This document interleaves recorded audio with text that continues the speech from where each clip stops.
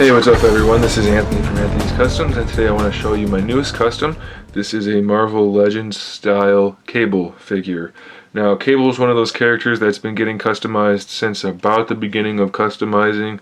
If you go to Figure Realm and look at, or do a search for Cable, you will find probably over 100 of them. Maybe not over 100, but there's lots and lots of Cable figures. Tons of them from all different varieties, all different versions, all different styles. There's just tons and tons of Cable. He's a relatively popular character, and we don't have a particularly good figure of him from retail. So people have been making him, obviously. Now, the thing I noticed about people's customs of Cable in the past is that they do one of two things, usually. There's either a huge hulking version of Cable where he's just got tons and tons of muscle. He looks like a Gears of War guy, or maybe like Hulk got a spray tan, something like that. He's really, really, really bulky. Or they load him up with tons and tons and tons of gear. And I know he has had some versions where he is relatively loaded up, but they just pack on the stuff with shoulder pads and knee pads and elbow pads and chin guards and helmets and everything. It's just too much stuff in my opinion. So what my customer and I decided to do was go with more of a classic Cable from the Cable Deadpool comics, and we kind of gave him our own flair.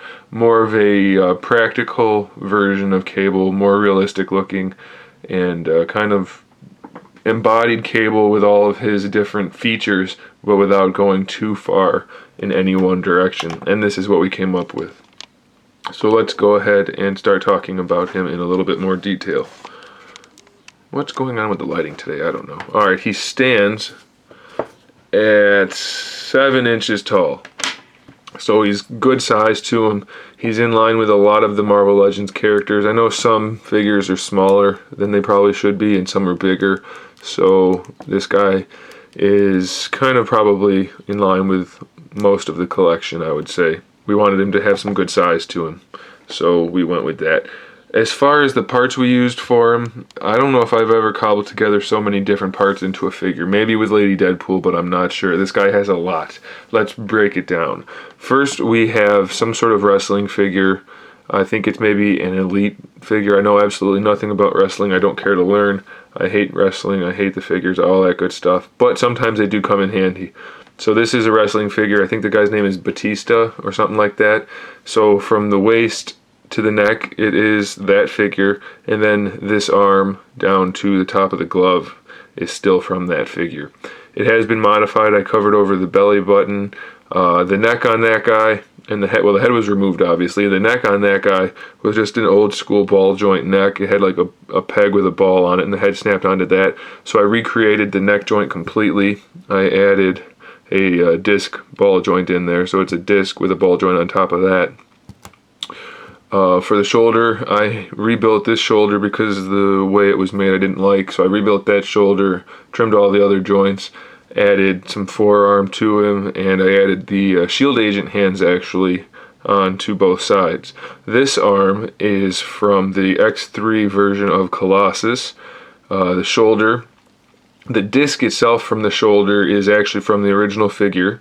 I connected this one to it with a very time-consuming process, so I'm not going to get into it too much, but I did that, and then I actually sculpted over the disc so that the shoulder, the disc part up here actually moves with the shoulder. It still looks like a standard disc, but it moves with the shoulder, so you can't have joint rub there. It doesn't rub at all. So then this is the Colossus arm, and then I used the shield agent glove on there again, like I said. The head is actually from a Savage Dragon figure. I took the fin off the head, I reshaped the forehead, I reshaped the chin and the nose a little bit, and then I sculpted some hair onto him.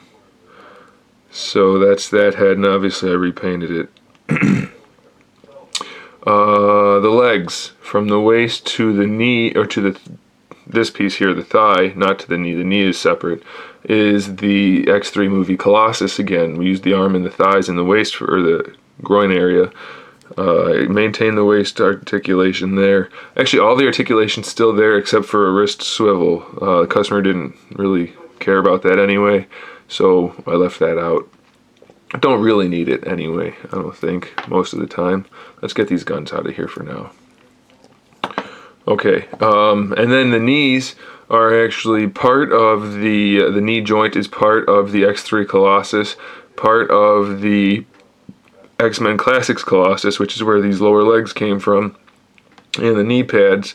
I rebuilt the knee joint entirely. I actually sculpted most of the internal workings of the knee, and I rebuilt that, connected those two legs. I did lose the shin twist because this Colossus had kind of bowed legs, so I split the shin twist, the cut joint. I kind of put a wedge in there and resculpted over it, and then put the straps over it. So that straightened out the legs, gave them a little bit of length, just a tiniest little bit, and it made the legs not bow-legged. And that was it for the body parts. So I have Colossus arm, Colossus thighs, other Colossus legs, wrestling torso, shield agent hands, savage dragon head. So lots of different parts went into this. As far as the straps go, lots of different pieces of fodder for that. I don't even know. These straps came from a Ninja Strike Wolverine. These straps, one is neoprene, one is something else. The holster is from a Bucky cap. This belt is from some Terminator figure, and it's like 6 different pieces all put together. There's also some strap work from another figure that I also used up here for the lower half of the chest harness. I glued some pouches on up there, glued some shotgun shells and a communicator thingy on there. This strap is from a 2-pack Deadpool. These straps are from the same whatever figure it was that was also part of the belt. This internal strap right here is from a Batman figure. This strap is from, these buckles are from a Batman figure. These buckles are from some belt, I don't know. These shoulder pad straps are from a Batman figure. These buckles are from a Batman. There's just lots and lots of different straps I cobbled together, put it all together, turned it into one nice harness.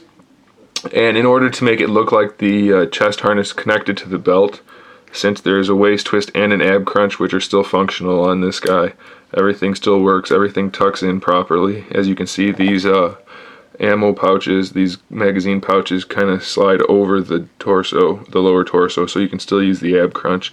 And they are supposed to be upside down. That way, if you look at most shoulder holsters that have magazine pouches, they are like that, so you can just unsnap them and the pouch goes right into your hand, or I mean the clip goes right into your hand. So that's not a mistake, that's intentional. Anyway, back to this. Since there's the waist twist and the ab crunch, I just connected this part of the strap actually to the torso, so it rotates with the torso. It still looks like it's connected to the belt, and then it's not connected to the top part at all. It just overlaps. So it still looks like it's connected no matter where you put it. So it's kind of a trick, you could call it that, but it still gets the job done. And then I just added the pouches like I said. The knife holster was part of the belt from the Terminator figure. I just put a new knife in there. It's nice and loose and flexible, so you don't have to worry about that getting in the way of any articulation. This gun and the gun holster are both from the Bucky cap, so that fit no problem. This, I have no idea, this bullet thing, it's modified, but I don't know what it came from originally, and I obviously repainted it. So lots of time went into making this harness and all the different straps and everything, but I think it paid off. It gave me the exact look I was going for, and I was pretty happy with that. Oh, I also sculpted these little pads on the hands. Not a big deal, but figured I might as well mention it. For Cable, I know a lot of the time he has the scar on the right eye and just the yellow on the left eye. I wanted to put them both on the same eye, and the customer thought that was a good idea as well. It made a little bit more sense to me, and it just looks cool. And the eye has yellow and gold in it, so that it has kind of an iridescent effect. The hair is dry brushed white on top of gray to accentuate the sculpt and to make it look a little more natural. The eye itself, I don't know if it's showing up, but there's some gloss on the eye. It's got blue, black, white, and gray all in the eye. There's shading on the skin tones. There's like 4 or 5 different shades, but they're all really close to make it look natural. I don't like super heavy shading on skin. Hopefully that shows. I'm not sure if you can tell with this lighting, but it's there. The blues and the browns and the grays were all dry brushed over black. Same thing with the metallic arm. I used a flat aluminum for this so that it doesn't look glossy at all, just metallic. And I think that turned out really nice. I'm very pleased with this arm. And these arms do match almost perfectly in shape and sculpt, except this bicep and tricep. This whole upper arm has been resculpted. I bulked it up just a little bit because the wrestling figure wasn't as bulky as this arm. I wanted it to be pretty close. So this whole arm is basically resculpted from here to here. So there's all that. As far as weaponry goes, I wanted him to have a little bit of futuristic weaponry. So there's a forge rifle thing that's been not modified, but repainted. And I don't know what this came from. I think it actually came from a Cable figure, this has also been repainted. So those are his two futuristic weapons. And then since the Deadpool Cable usually used more realistic weapons, he's also got some more realistic weapons as well. So there's all that. And of course he has a shotgun, because everybody needs a shotgun, because shotguns are fun to shoot.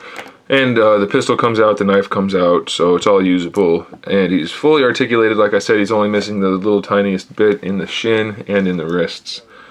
So there he is, guys. There's my version of Cable. Let me know what you think in the comment section below. And check out the other videos I have coming in the near future. Thanks for watching, guys. Stay tuned for all that. And in the meantime, keep collecting.